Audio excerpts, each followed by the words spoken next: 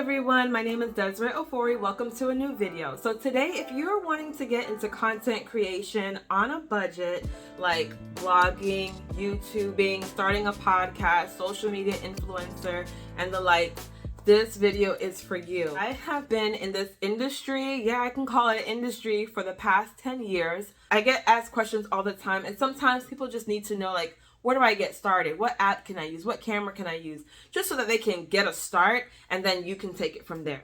All right, so let's get into it. So with blogging, let's start with blogging. I started my blog, Sincerely Mrs. Mommy, in 2016. My husband thought that instead of me going full force, getting a website, getting a hosting site, getting a domain, and all of these things that come with having your own website, his advice to me was start with a free website, do it for a year, and then if you like it and it's continuing to grow traction, then switch over into your own website with your own domain and all of those extra things. And so I thought that was a really great idea because I didn't know how long I was going to do it. I had just had my first child. I had done a lot of research on my own about like natural childbirth and formulas and breastfeeding and all of these types of things, and people were asking me questions, and I wanted a place for them to go and to be able to like learn more so that I didn't have to spend the time or like maybe go over their head with everything that I was saying. I didn't want to like word vomit to them, so I was like, let me create a website, a blog, so that people can go to and I can direct them. Whatever topic it was, I had an article about it. And then I started inviting other women to be a part of it, and it just blossomed. It was a beautiful experience. But the website that I use, and I would suggest again, is WordPress. I started with WordPress.com. It is free. You can have your domain, so it said Sincerely Mrs. Mommy .wordpress.com. So WordPress.com was at the end, but I had my own name at the beginning. I was able to write articles. I was able to upload pictures and feature photos, and it was pretty easy to get started with WordPress.com. Now, there is an option for you to purchase your own domain through WordPress.com and just continue on. So if you started that free route and then decided, hey, I want to take this a little bit further, they do have plans on there that you can purchase and just continue to host on there and do everything on there. Just make it seamless. You can also choose a bunch of different templates that they have for free, depending on how you want the look of your website. So you don't have to hire somebody to do website design for you. You can pick one of their free templates and work with that. Or you can go the other route and use WordPress.org, which is allowing you to have your website and use the templates of WordPress and all of the extra functionalities and things that they have on WordPress, but you're hosting it on another platform or the server. So let's say this, your domain is your address. Your home is your website. So the website is popping, but then you need somewhere to land your home, the land, which would be your hosting site. So I use SiteGround. I know there's some couple others. I'm not going to name them because I only have experience with SiteGround. I've never had any problems with them. They were super easy to use. They work with WordPress, and it was an awesome fit. So definitely look into SiteGround, look into WordPress.org, and look into WordPress.com. Another website that I know a lot of people have used is Wix, but I find that people who start with Wix end up migrating over to WordPress. So you can start with WordPress, take my suggestion if you'd like, or do more research on that. Another way that you can start blogging is through social media. A great place to start is Facebook and Instagram. So with Facebook, I have found that people like to read more on Facebook than they do on Instagram. We're not even going to consider TikTok or any other ones that are out there right now because those are really like more video focused and short form, and they don't give you much to write in the captions anyway. So your best bet is to either do blogging, mini blogging with Facebook or with Instagram. I believe Facebook just released a new feature which is called article. They used to have notes back in the day, like way back in the day, but now they have an article feature. I don't know much about it. I would suggest you to do some research on what that is, but you can actually like just write articles and long captions. Those could be your mini blog posts. Start a Facebook page or start a Facebook group, or just use your personal page and turn it into a public page. You can have that option as well. And then just whatever your captions are as you do your regular posts, make your mini blog posts and take it from there. That's one of the easiest ways to get started. All right, so now let's get into videos. So there is long form video and there's short form video. And then I don't know if this is actually a word or a term, but like micro form video. I would say long form videos is definitely YouTube, because you usually will see videos from 5 minutes, maybe the shortest one's about 5 minutes or so, and can go on to like a couple of hours, especially if you have like a podcast episode. You can have podcast episodes on YouTube. And then the short form videos would be like TikTok or Instagram with the reels and TikTok videos and YouTube shorts. Those would be considered like the short term videos that are usually like 60 seconds and less. So when it comes to YouTube and long form videos, people often think that they have to have like a really great camera, or they have to have a, lighting system. They have to have teleprompters. They have to have like all of these different things that you don't really need to get started. All you need is your phone. And to prove that point, I use a phone. I often get asked, what kind of camera do you use for your videos? Or I want to start a YouTube channel, but I don't have like the tech stuff. I need to get lighting. And I'm like, child, please. I am literally sitting here in front of a window. So I am getting the natural light. I usually, most times, if not all the time, have to record in the day. So that can be a little inconvenient depending on your schedule, but natural light is free. I use my phone. I just upgraded last year to a Samsung Galaxy S21. And all this time before, I was using a Samsung Galaxy 7. So Generation 7 to Generation 21. There were a lot of years that I was just using like my regular smartphone and was just making the best of it. So that's the tip. Use your smartphone, use natural light. You can also use a tabletop tripod or use a regular tripod that are for phones. Right now, vlogging from your phone is very, very popular. A lot of people are either ditching the camera, or they're like, I have a phone. My phone has really, really great camera quality. I'm just going to use my phone to do my vlogging and my videos. And so the industry has picked up on that and has started creating some amazing tools to use with your phone. They're actually like handheld tripods that you can also put on the table. Some of them can extend longer to like be able to stand on the floor. They have a mic attached to it, or that you can add on to it. You can add on light. It's like a whole like vlogging kit. So if you want to spend a little money, I think the cheapest I've seen them was like $30. And the most expensive, of course, can go into the hundreds. But you don't really need much. Having your phone, having something to keep your device sturdy, and then having the natural light, you'll be good to go to get started. It's not about how you get started. It's just getting started that's important. So those are some tips for tech and equipment that I use on a budget to do my videos.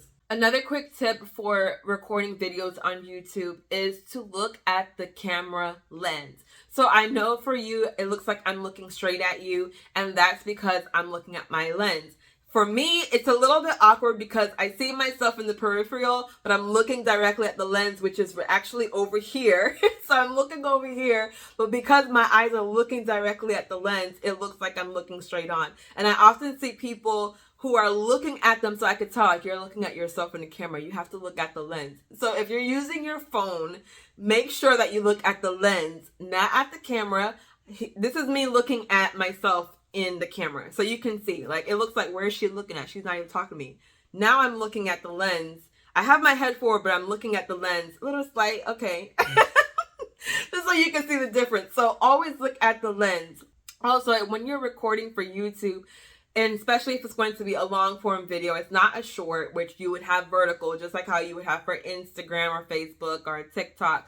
Make sure that you are having it horizontal, so it's on its side. That way you can get the widescreen, and professionally that's called a 16:9 ratio. And if you see that anywhere, there's 16:9 ratio for YouTube, it just means that your phone is on its side so that it can get the wide angle. So those are some quick tips for you there if you're going to use your phone to record video for YouTube. When it comes to editing your video, because I record my videos on my phone, every video that I use, whether it's for social media or it's for YouTube, or if it's even for uploading for my podcast, I like to use InShot. It's available for iPhone and Android. I have an Android, and so it's just really, really easy to use. You can add text, you can cut the audio, you can add music. Like, they have royalty-free music that you can use within the app to add to your videos. I think I mentioned text. You can even add photos. You can do all of that, everything in one spot, and then you can export it or download it at a 4K, and I believe they have HD as well, and you can change and decide what frame rate and all of that. You could do more research on what all of that means, but it's really great. I've been using it for the past, I want to say 2 to 3 years. For the longest time, I only used the free option, so it is free. And then I decided to go ahead and upgrade because there were some extra features that I wanted to use when it comes to like changing the color. You can do that for free, but there were some extra things that I wanted to make my videos look a little bit extra professional, and transitions and stuff that I wanted access to. That is a cost. I think I paid, it's like $10 for the year, which is not bad. And yeah, that's what I use, InShot, to edit my videos. Now, you can also, if your videos are super long, you can also download them or upload them to the cloud, or you can upload them to your photos. Usually, if you have like an Android, it's already attached with Google, so it will go to your Google Drive, and then you can go there from your Google Drive, download it, or use an adapter from your phone to your computer, download the video, and use the editing software. I'm in between software, so I'm not going to recommend a video software for you to use. But when I find one that I really like and that has been easy to use and user-friendly and gives me the quality that I want, I will definitely let you know. All right, so now let's get into podcasting. So podcasting, there are multiple ways that you can get a podcast onto podcast platforms. The easiest way that I have found was to use the Anchor.fm app or the Anchor.fm website. Anchor was recently bought out by Spotify, but it still works the same, where basically you can download the app on your phone, set up your account, and then you can start recording your podcast episodes from your phone for free. It's absolutely free to use. You can upload videos now also, because Spotify has the option for people to watch podcast videos, so you can upload the video directly. So you can have your video edited and then upload it as is to the Anchor website, and then Anchor will have the video available for Spotify viewers and listeners to watch and listen to, and it will also have the option for the audio alone to play on the other platforms like Apple Podcasts, Google Play, iHeartRadio, and some others as well. Naming all of those different platforms, it will automatically send your podcast to those other platforms, so you don't have to manually upload to those other platforms as well. You just select which ones you want or select all of them, and when you publish your podcast, everything is uploaded and everything is dispersed within a few minutes. What I also like about using the Anchor app is that I can switch between using the app and the website. So if I wanted to record audio, instead of using my phone, I wanted to use an external mic and use my computer, I can do that. You can record straight onto the website, or you can record, however you'd like, in whatever format that you want, and then upload that file to the website.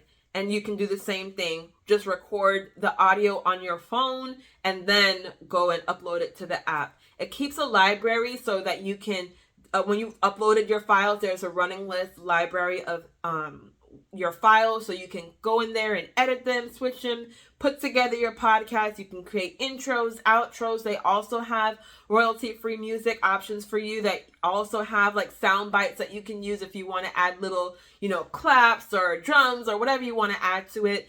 All of that, everything. It's a one-stop shop, and I love it. You can also monetize on there. So whenever you hear my ad at the beginning of my podcast about using the Anchor app, I am generating income from it. So you listening is helping me generate income, and I really, really appreciate that. So you're getting your content out, you're able to make money on ads, and they will walk you through that on how to record an ad. They will give you the script of what to say, and you can make it your own and upload it. It's just a great, great one-stop shop. I recommend it to everybody and anybody. Check out the Anchor.fm app for more information. Speaking about mics earlier, if you want to use an external mic, including for your phone, you can use a lapel mic. You can also use, I think there's a Yeti mic. I think it's called Yeti. Yeah, you can use the Yeti mic. I've seen that one, highly recommended. I'm still in the process of getting a mic. I have not used the mic. I have just been, for years, like I started my podcast in 2018. I just used my phone. I recorded straight from my phone. I would hold my phone like this and record. I didn't have any special, equipment. And people would still tell me like it sounded quality, it sounded great. The tip for recording on your phone, or even just, especially starting with your phone, because again, we're doing budget friendly, is to decide where you're going to record your podcast episodes. So you can use your closet, if you have like a lot of clothes around, or use a small room that doesn't have like a lot of empty space, like so that you don't have an echo if it's like pretty filled, like your bedroom or small bedroom that has a lot of, things around that can like absorb the sound. I don't know. I'm married to an audio engineer, and I still I don't know all the terms. I know a little bit, but not enough. But I know enough to know that you need to be in an enclosed place or in a room that doesn't have a lot of places for the sound to bounce off to give you an echo or reverb. So you can use a closet, use a small room, or one of my favorite places, honestly, is my car. I have a garage, and so I don't have the car on because hello, carbon monoxide.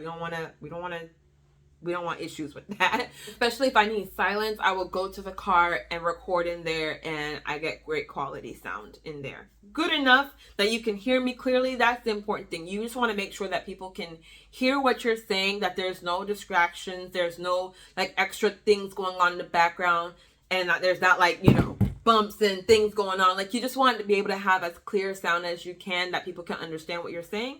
And then when your budget increases, or you're feeling like, okay, I'm really wanting to dive in and invest in this, then you can go on and get your podcast mics and all of those things. Like I said, for years, I don't have a lapel, I don't have a special mic. I'm working on it, and that's neither here or there because I'm such a research junkie. But there's so many options for you with just using your phone and what you have in your hand. So again, I will say, it's not how you get started. The most important thing is that you get started. I think that's going to be my new motto. Okay, and the last thing I'm going to be talking about is influencer and how to take photos and all of that stuff. I'm just going to tell you, one of my favorite apps to use is the Snapseed app. It's absolutely free. So you can do blurring, you can do color touch-ups, you can, if I had spots on my shirts, I could do touch-ups on there. I can change it. It just gives you more options than your phone does for photo editing. And so I highly recommend Snapseed. I use Snapseed and my phone to take all of my photos for my artwork that I put on my website, for products, for me. I just make sure I have good lighting, the natural light. I have a good solid background. Right now,